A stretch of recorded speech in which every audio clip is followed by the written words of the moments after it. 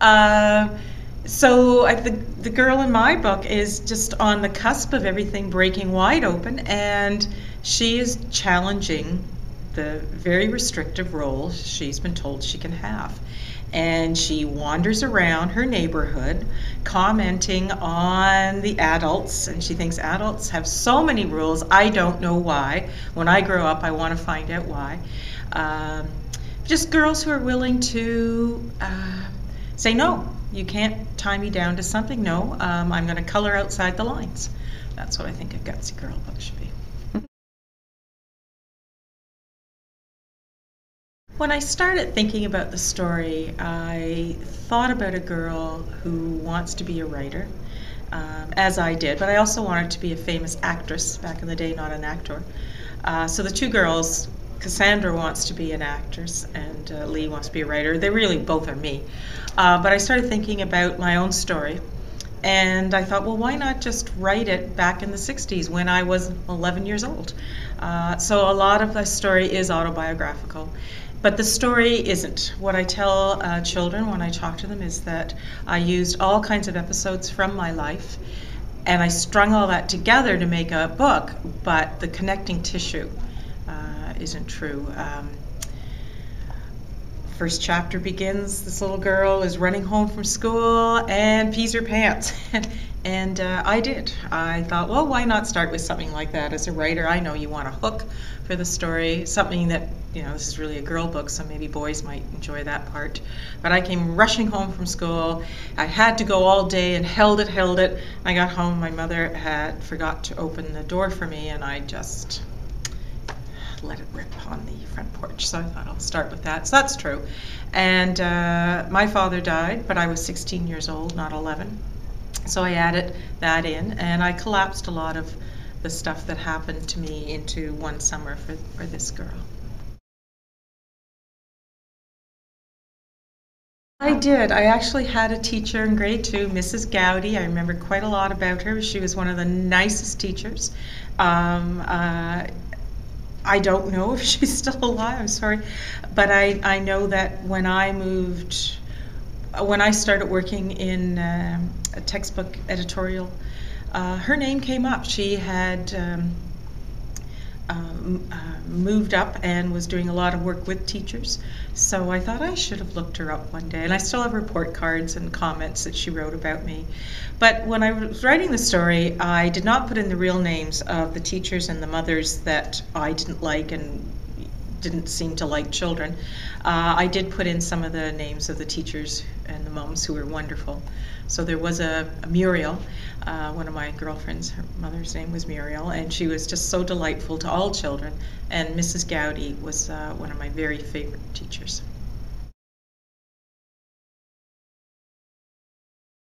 I wanted to write a very honest story about being a girl just on the cusp of puberty, what it's like growing up, worrying about your body, wondering what boys are all about. And I remembered the things that had happened to me, so I didn't have to make anything up. The scenes aren't there to be titillating, they're there because they're an honest look at what children go through. Girls go through worrying about boys. Lee desperately wants a bra because another girl in her class has a bra, but on the other hand, the boys make fun of the girl with the bra and refer to it as an over-the-shoulder boulder holder, and they snap the bra back, and all of that happened when I was growing up. So it's just that push-pull between wanting to feel like a woman. I mean, back then I was looking at pictures of Elizabeth Taylor and Marilyn Monroe, and I didn't have a snowball's chance in hell. So girls wanting to have that kind of a body, but really worried about what would happen to them if they started to grow. I have had a couple of people question why I had to put that in the book. They said they didn't feel it was necessary, but the story is just an honest look at growing up, and I think it is necessary. And I've had a lot of feedback from young girls who have told me they're very grateful that I address some of those issues. Because that wasn't encouraged. If I had said I wanted to be a nurse or a teacher in the 60s, I would have been told, yes, you can do that. To say that you want to go to Hollywood or to write books, no. There was absolutely no support for that at all. Who did you ever know who had done something like that? So what I heard in my life, and I put it into Home Free, was who do you think you are? And Lee goes off and thinks, well, who am I? Maybe I've been adopted. Maybe I'm really like the little princess, or Mary Lennox in The Secret Garden. Maybe I'll find out that I'm someone really special, and these duds that I have for a mother and a father aren't my real parents. I think a lot of children want to follow up a creative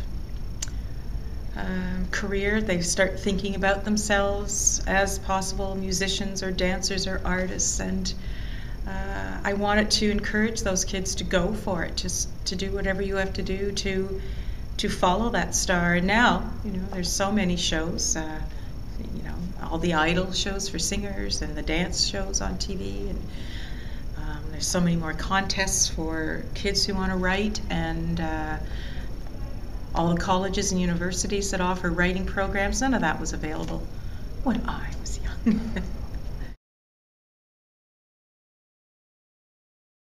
I wrote it.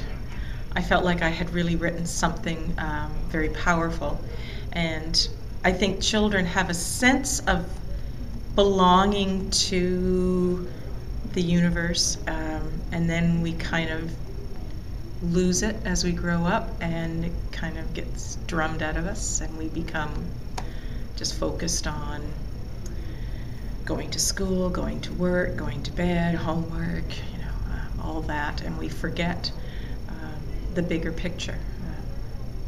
And I kept thinking of Joni Mitchell's We Are Stardust, and that was just kind of the message I wanted to get across to children, that no matter what is going on in their lives, how awful their lives might be, they can just, as Leanna says, you can just look up, look at the stars, and then look within and find what she has called her sanctuary all the way through this story.